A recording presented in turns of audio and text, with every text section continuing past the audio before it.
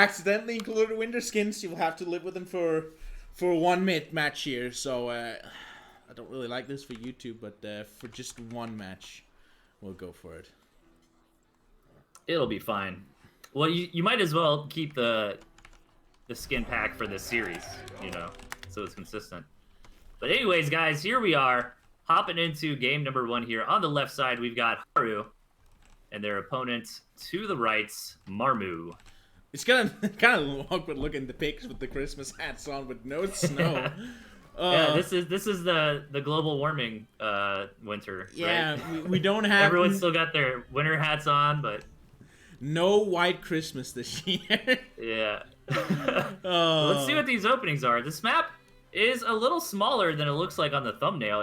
These starting territories basically touching where those trees are. So even though there are a lot of opportunities to go up to third base, we can still definitely see some aggression. Yeah, it's just very hard to like siege in on both the high ground and the going through the water in the middle is very hard. The expansions on this map are also very defensive, so that usually tends to make the game go later despite the bases not being that far away from each other. Yeah, that's very true. Like being able to take that pocket second base, and you're kind of in a position here. Do you want to take that more southern second base and leave the pocket one as a third?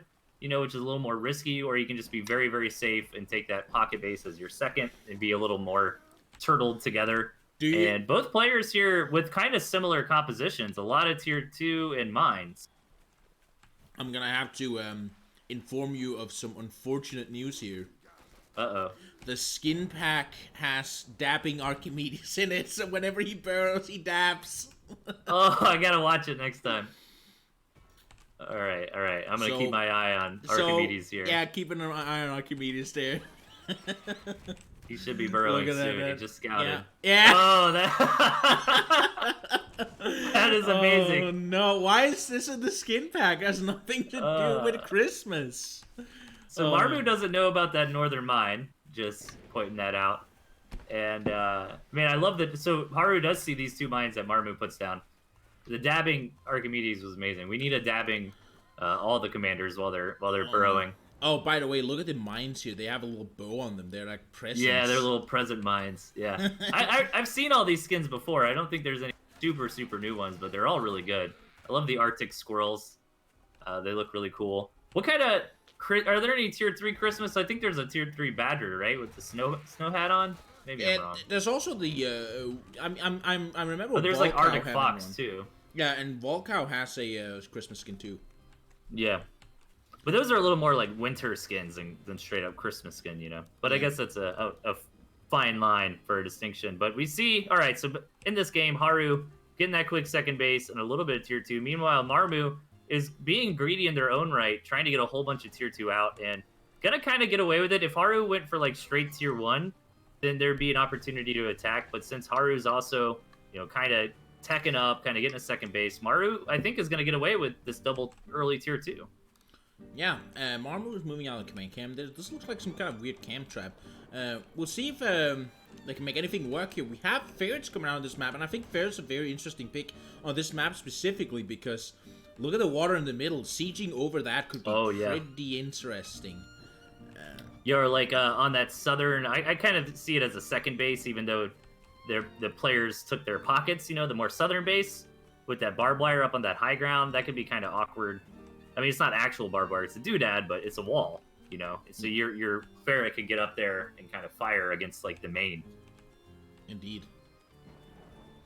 4 farms here coming up from both players so far here, so they actually Marmu's keeping pace with an economy, even though he's going for the big tech here. But Haru's also going up on 4 Falcons now, so tech is coming into the game here. We haven't seen really any aggression here. I think the shape of the map is really contributing to that. Yeah, we got a little bit of a more of a macro game, which is what we kind of expected. Yeah, oh, look at the ferrets here. Launching presents. Oh, yeah. I didn't make that. Who made that skin? Oh, I'm blanking on it. But I requested that skin. I take a little bit of little credit for that. I didn't think they'd actually do it. I think they were asking for skin ideas. And I was like, what about a Christmas ferret that shot presents? And sure enough, they made it. Man, who made that skin? I'm blanking on it. You could probably go for They used to make a bunch of skins. Let's not be too distracted by the skins here. After all, we're trying to run a tournament here, but we're good at getting distracted. The key of this event is the skins. I don't know what you're talking about. Did you know that the artillery also shoots presents? Yes, that's because it shares the same bullet as the ferret. Same bullet, yeah. But we're just building up, you know, full 2 base economy here. Now Haru's even going for the 3rd, and you know, no big juicy tier 3 units to really pay off this macro style. But however, chameleons and falcons scale really nicely. Even ferrets too. If you can get 4 or 6 ferrets, as crazy as that sounds, they can just start doing insane damage. Yeah, I wouldn't go for more than 4 ferrets, but yeah, I think 4 is the right number. I agree. 6 is a little crazy. Yeah. I mean, 4, especially if you have like Volca buff. Volca buff ferret is like one of the funniest thing to me. I love it. Haru actually gets caught out here with his lizards and loses a bunch of them here, and maybe Marmu is gonna try and make a use of that. But the mine here. He does have a pigeon to mitigate some of that damage from the mine here, so that does help a little bit. But now here comes the poke from the ferrets here. Yeah, Haru wasn't really in position to take advantage of that mine hit, and Marmu is moving in. Marmu, rather. Yeah, he's dealing damage. Ferret's poke. Yeah, he's gonna take down this this mill here now, and that means Haru has lost his third expand. Not that Marmu has any extra farms in his third, but that's still good taking down that 1 mill there with that 1 farm.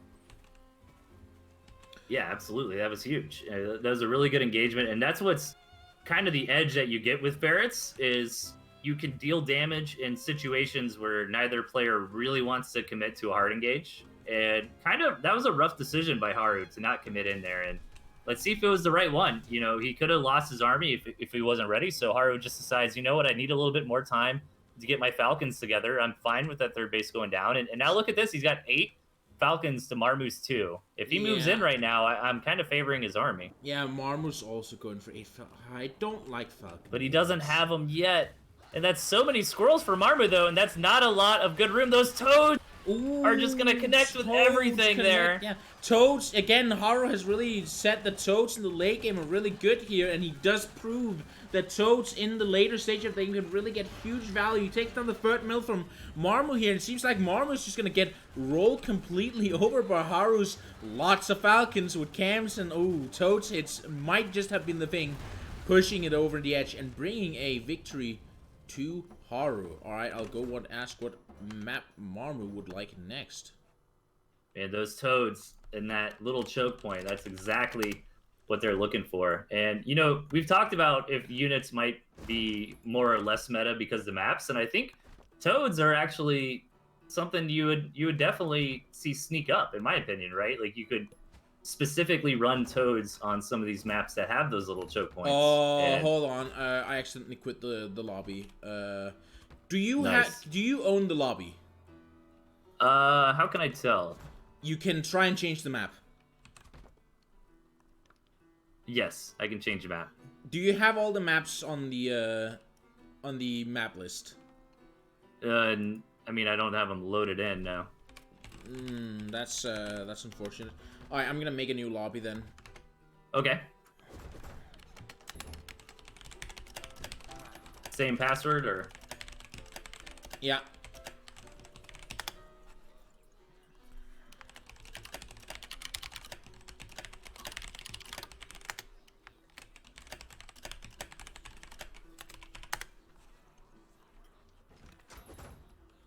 I'm here. Accidentally added a CPU there. Changed the map. Workshop map. Highway 404 is going to be the next map here, requested by Marmu, who lost the first match here. Did you fix your? Well, I guess we're in a new lobby now, so winter skins. Winter skins are dead. Sorry, no more winter skins for you. It was fun. It bought us a little bit of conversation while we waited for that macro game to kick in. Yeah, indeed. So there was something at least here. But let's go into game 2. Marmu against Haru, and they've requested Highway 404. Cool. So, all right, let's see if that defensive play. There's a lot of ways you go about it. Maybe throw an artillery up there. Who knows? Who knows? We'll see. Highway 404. Let's get going. Ooh, Haru knows exactly what he wants to do.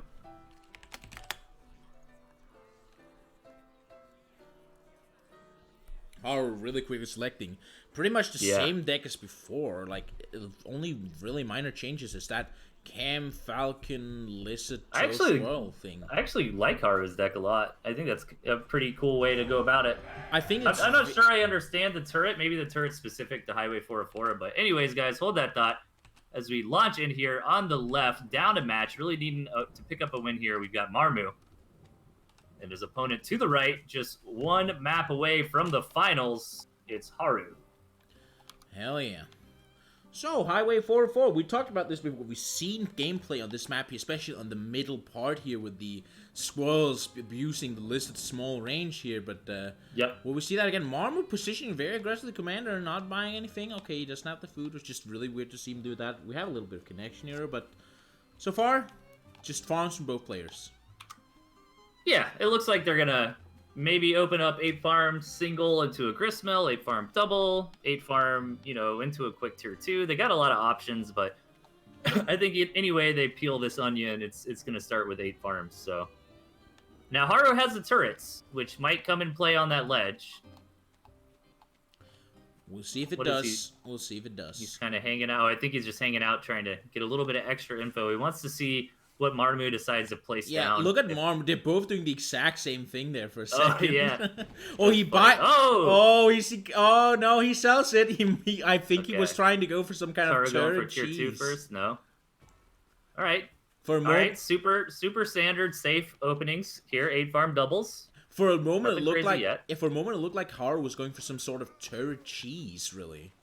Yeah, that could have been... He probably was considering it. You know what it is?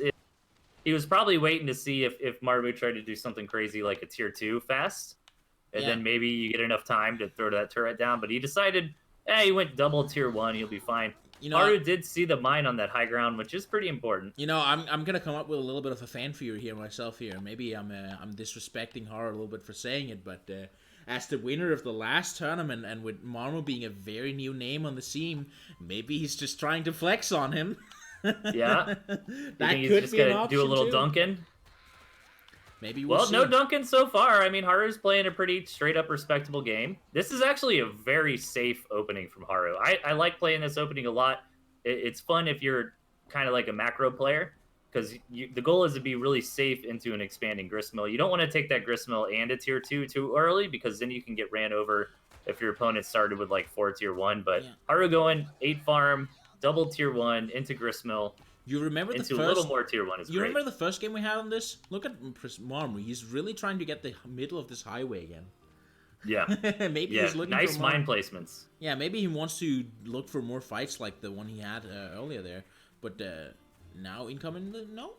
For a moment there, it looked like Marmu was trying to maybe get a fight going here. But no. Haru now has a turret up too, and it seems like Haru is just going to sit there on that 1 farm advantage here, while Marmu is just first building his mill now. Yeah, that little clutch turret from Haru kind of dissuaded Marmu to attack, and Marmu had a little bit of an opening. There's no warrant to help buffer some damage, and Marmu did have a little bit of a nicer army, but that's one of the cool things about the turrets. Even though they're not like super meta at the moment, like they build so fast. Like Haru didn't have to sit there with that turret forever. You can throw that turret down like when you feel like you're about to get attacked. Hold on. Look at Marmu. Here we go. Look at Marmu looking for a chameleon Val. Oh, the Falcon just passes over at the wrong time. That Falcon spawned just at time to tell Marmu that he shouldn't go for the cam harass there, and he actually leaves the chameleons there though. Yeah, he could go for it again later. Okay, now he's coming. Maybe we'll see here. Now he's coming home. Yeah, now they're coming. Maybe no, they're not coming home. He's going for something. But I would just go for that pig. You'll definitely get it. Yeah, but look at that. Haru's also going to take a pick here in response. He's going to step on all these mines here. Lots of damage being done. Oh, man. Haru goes back, though. Marmu should take this fight. All those squirrels are already hurt. Yeah, but again, now he's going to fight straight into the MG. Will this be a good decision for him? The camps are a little bit late to the party, though, and that might have been impacted this a lot, because now Haru's going to start taking this victory despite the mine damage he's taken, and this mill is under siege. Very low HP, Man, and down it goes. those two turrets did so much work in that engagement. Yeah. Very good there for Haru. And now Marmu's in a tough spot, back down to 1 base. What do you do from here? Do you just try to build a whole bunch of tier 1 and try to take a right engagement? It looks like he's going to try to get back into the macro game. Taking another base here. Yeah, and putting down a ton of mines. Marmu really seems to appreciate his mines. But Haru sitting on the eco and probably also the military lead here. Yeah, army value lead and economy lead so far, so it's looking pretty good for Haru. Yeah, unfortunately for Marmu, I'm not sure if this is the right way to approach this game. It could work if Haru buys him enough time, but when you've taken damage like that, trying to get back into the macro game is real rough. I think you're better off, building a whole bunch of tier 1 and hoping, crossing your fingers a little bit, because Haru's just got such an advantage. Maybe after that there is one more way that Marmu can get some value in, and look at that, he's actually going for that play where he goes for the cams there, trying to get value, because if you can do this, maybe he can slowly get back in the game if he just destroys a few warns, but he's got to not lose these chameleons, and one of the chameleons go down to Haru's army. Just a little bit too late at retreating there. So if he can keep doing good rates with the chameleons like that, he might actually be able to get the value to get back in the game. Absolutely. That is a great comeback mechanic, especially with having all these mines to maybe dissuade Haru from going in and buying him some more time, but he's gonna try to push into this army. He actually doesn't push. He just manages to poke out a lizard and take one lizard. Just another small value play from Marmu there. Yeah, if he can keep doing little things like that and drag. Another thing to keep in mind too is time is against you if you're Haru for how much of a advantage you have. The longer this game goes on, the better it is for Marmu. The closer they get an income and army over time. Indeed. And Marmu's done a good job recovering. He's got that second base almost up to 8 farms, and let's see, Haru, is he gonna push out or is he? No, he's just moving up to try and get a third base here. Haru though moving up here, that might be looking at a fight. Oh, he's gonna try to probably wait for a turret. Oh no, he's just gonna go in there. He has so many toads also that can just go in and blow up the whole enemy army. Toads just being so effective here as he moves in to take out this mill here. Ooh. And now Marmu's starving, and it seems like he's lost at this point. He's probably looking to quit out here, and that's a 2-0 victory for Haru.